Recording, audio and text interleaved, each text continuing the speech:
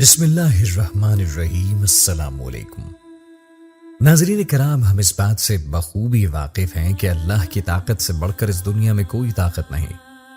اللہ رب العزت کبھی اپنے نیک بندوں کو اس دنیا میں تنہا نہیں چھوڑتا۔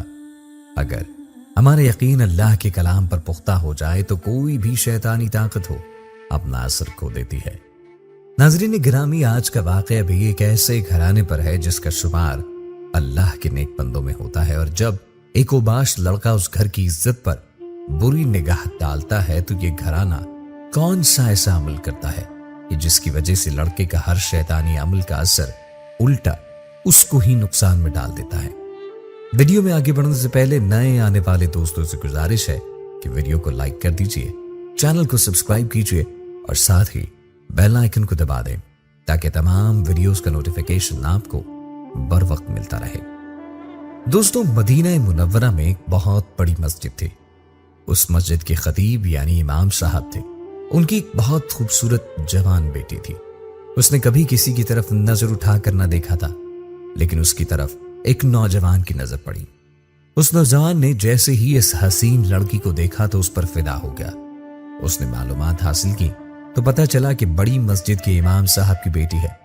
اب کس طرح ان کو متاثر کر سکتا تھا، اسی لیے اس کو مسجد میں جانا تھا، دن رات عبادت کرنا تھی۔ چہرہ دیکھ چکا تھا اس حسین و جمیل لڑکی کا، اب وہ لڑکی کے باپ کے لیے اور دکھاوے کے لیے مسجد جانے لگا، کیونکہ وہاں پر امام صاحب ہوتے تھے اور ان کو پتا تھا کہ کون نماز پڑھنے آ رہا ہے اور کون سے وقت پر پڑھاتا ہے، کون صف اول میں کھڑا ہوتا ہے۔ اس نے صف اول میں نماز پڑھنے کا اہتمام شروع کیا۔ اذان سنتے ہی وہ مسجد کی طرف چلا جاتا، نماز تک قرآن پاک کی تلاوت میں مصروف رہتا۔ 6-7 مہینے تک وہ انہی معمولات کا پابند رہا۔ اس کے بعد اس نے والد صاحب سے اپنی خواہش کا اظہار کیا۔ انہوں نے کہا، ٹھیک ہے، لیکن کیا تم نے لڑکی دیکھ رکھی ہے؟ اس نے کہا، ہاں، لڑکی بہت اچھی ہے، نیک پاکیزہ ہے، بڑی مسجد کے امام صاحب کی بیٹی ہے۔ یہ تو بہت اچھی بات ہے، پھر تو لڑکی بہت عمدہ اخلاق کی ہوگی اور اس کی تربیت بھی بہت اچھی ہوگی، اس نے بہت سے طور طریقے سیکھے ہوں گے۔ اس لڑکے کے والد نے کہا کہ پھر ہم تمہارا رشتہ لے کر جائیں گے امام صاحب کے پاس۔ امام صاحب کی خدمت میں حاضر ہوئے۔ امام صاحب سے لڑکی کے بارے میں پوچھا تو انہوں نے ایسی لڑکی کی طرف اشارہ کیا۔ اس نوجوانی کے عالم میں بھی قرآن پاک کی تلاوت میں مشغول رہتا ہے، یعنی عبادت کا شوق بہت زیادہ ہے۔ چنانچہ 6-7 مہینے کے بعد شادی ہو گئی۔ شادی کے کچھ عرصے کے بعد اس لڑکے نے نماز پڑھنے میں سستی کر دی اور جو سنت اپنا رکھی تھی ان سنتوں سے بھی کنارہ کشی شروع کر دی۔ ایک دن گھر آیا، بیوی نے سخت ناراضگی کا اظہار کیا اور کہا کہ تم نے اپنا کیا حال بنا رکھا ہے، تم تو پابندی سے نماز پڑھتے تھے، صف اول میں کھڑے ہو کر با جماعت نماز ادا کرتے، تم سے متاثر ہو کر میرے والد صاحب نے تم سے میری شادی کی، اور آج یہ عالم ہے کہ تم نماز تک نہیں پڑھتے اور نہ ہی دین الہی کے احکامات پر عمل کرتے ہو، پھر تمہارے ساتھ ایسا کیا ہو گیا؟ اس نے کہا، نماز میں تمہیں حاصل کرنے کے لیے پڑھتا تھا، اب مقصد حاصل ہو چکا ہے اور تم میری بیوی بن چکی ہو، اب کیا ضرورت ہے؟ لڑکی یہ سن کر بہت زیادہ افسردہ ہوئی، لیکن اس نے کچھ نہ کہا اور گھر جا کر اپنے والد سے کہا کہ میں اس بے دین شخص کے ساتھ ایک دن بھی رہنا نہیں چاہتی۔ یہ دکھاوے کے لیے نمازیں پڑھتا تھا، یہ آپ کو متاثر کرنے کے لیے اور مجھے اپنانے کے لیے نماز پڑھا کرتا تھا تاکہ آپ اپنی بیٹی اس کے حوالے کر دیں۔ اب جب لڑکی اس کے ہاتھ سے نکل رہی تھی، اس کی بیوی اس کے ساتھ رہنا نہیں چاہتی تھی تو معاملہ قاضی تک پہنچ گیا، کیونکہ وہ اس کو نہیں چھوڑ رہا تھا اور لڑکی اس سے آزاد ہونا چاہتی تھی۔ قاضی صاحب نے دونوں کی باتیں سنی، لیکن اب لڑکی راضی نہیں اور اپنے شوہر کے ساتھ رہنا نہیں چاہتی۔ قاضی صاحب نے لڑکی کے حق میں فیصلہ دیا اور وہ لڑکا شیطانی روپ دھار چکا تھا اور نہیں چاہتا تھا کہ لڑکی اس کی زندگی سے جائے۔ وہ کسی بھی حال میں اس کو حرام کام کر کے بھی پانا چاہتا تھا۔ وہ بہت بڑے جادوگر کے پاس گیا۔ وہ اس شہر کا اتنا بڑا جادوگر تھا کہ کوئی بھی عمل کرتا وہ کامیاب ہو جاتا۔ اس نے کہا کہ میں اپنی بیوی کو حاصل کرنا چاہتا ہوں، وہ میرے گھر سے جا چکی ہے اور کسی صورت نہیں مان رہی۔ قاضی صاحب نے بھی اسی کے حق میں فیصلہ دے دیا، کیونکہ میں یہ کام کرتا تھا اور یہ کام میں نے چھوڑ دیا ہے۔ اس نے اشارہ اپنی نمازوں کی طرف کیا۔ جادوگر نے کہا کیونکہ خود بھی ایک بڑا شیطان ہی تھا یہ کام تمہارے لیے بڑی آسانی کے ساتھ ہو جائے گا، اور مجھے لگتا ہے کہ تم حق پر ہو اور تمہیں کسی طرح اپنی بیوی کو حاصل کر لینا چاہیے، اور جب وہ حاصل ہو جائے تو تم اس پر ظلم کے پہاڑ توڑ دینا۔ جادوگر نے کہا کہ 1 مہینے کے لیے تم اپنی شکل مت دکھانا، تم چلے جاؤ، میں اپنا عمل کر رہا ہوں اور اس عمل میں کوئی رکاوٹ نہیں چاہیے۔ رقم تم مجھے دے چکے ہو اور تبھی آنا جب میں تمہیں بلاؤں۔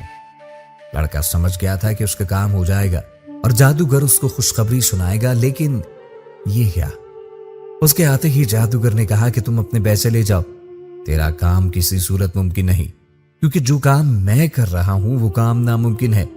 لیکن ابھی تم کہہ رہے تھے کہ تم بڑی آسانی کے ساتھ مل سکتے ہو، اور ہاں، میں نے بڑے سے بڑے جادو کیے ہیں، لوگوں کی زندگیاں تباہ کی ہیں، اور جو چاہا ہے میں نے ویسا ہی کیا ہے، لیکن یہ پہلا کام ہے جو میرے ہاتھوں سے نہیں ہو رہا، اور مجھے ایسا لگتا ہے کہ تو یہ پیسے لے جا، تیری اور میری جان بخشی ہو جائے گی، ورنہ بہت بڑا ہو جائے گا۔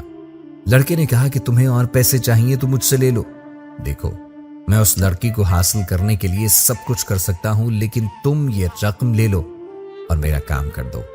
اسی وقت جادوگر نے چاقو اٹھا لیا اور اپنے آپ کو مارنے لگ گیا۔ لڑکے نے یہ کہا، کیا ہو گیا، تم ایسا کیوں کر رہے ہو؟ اس نے کہا، تو یہ پیسہ لے جا، تو یہ پیسہ لے کر نہیں جائے گا تو وہ مجھے جان سے مار ڈالیں گے۔ کون تمہیں جان سے مار ڈالے گا یہ میں نہیں بتا سکتا، لیکن یہاں سے یہ پیسے لے جا اور فوراً بھاگ جا۔ لڑکے نے پیسے اٹھائے اور وہاں سے بھاگنے لگا۔ تبھی قاضی کے سپاہیوں نے اس کو دیکھ لیا اور اس کو وہاں سے پکڑ لیا۔ لڑکے کے پوچھنے پر جادوگر کا پتہ انہوں نے معلوم کر لیا اور جادوگر کو گرفتار کر لیا۔ جادوگر قاضی کے پاس آیا، ماجرا پوچھا کہ تم کیا کر رہے تھے اور ایسا کیا ہوا کہ تم اتنے پریشان ہو جاتے ہو؟ جادوگر نے کہا کہ یہ لڑکا اپنی بیوی کو حاصل کرنا چاہتا ہے اور اپنی بیوی کو حاصل کرنے کے لیے میرے پاس آیا تھا۔ میں جادوگر ہوں اور اس کی بیوی اس کے حوالے کر دوں، لیکن میں آپ کو نہیں بتا سکتا کہ میں کس مشکل کا شکار ہوں۔ کبھی بھی زندگی میں ناکام نہیں ہوا اور بڑے سے بڑا جادو میں نے کیا ہے، اور ہر جادو میرے لیے کامیابی کی سیڑھی بن گیا ہے۔ اس لڑکے نے جو عمل مجھ سے کہا تھا میں وہ عمل کر رہا تھا۔ میں شیطانوں کو قابو کر کے جادو کا عمل کرتے ہوئے کامیابی کی طرف بڑھ رہا تھا، لیکن اس لڑکی پر، اس کی بیوی پر جب میں نے عمل شروع کیا اور شیطان سے مدد حاصل کرنے کی کوشش کی تو وہاں طاقتور فرشتے کھڑے تھے۔ شیطانوں کا سردار بھی اندر نہ جا سکا۔ اس دن کے بعد سے وہ شیطانی گروہ مجھے مارنے پر تلا ہے، کیونکہ ان کا عمل میں نے الٹ کر دیا ہے۔ قاضی حیران ہوا۔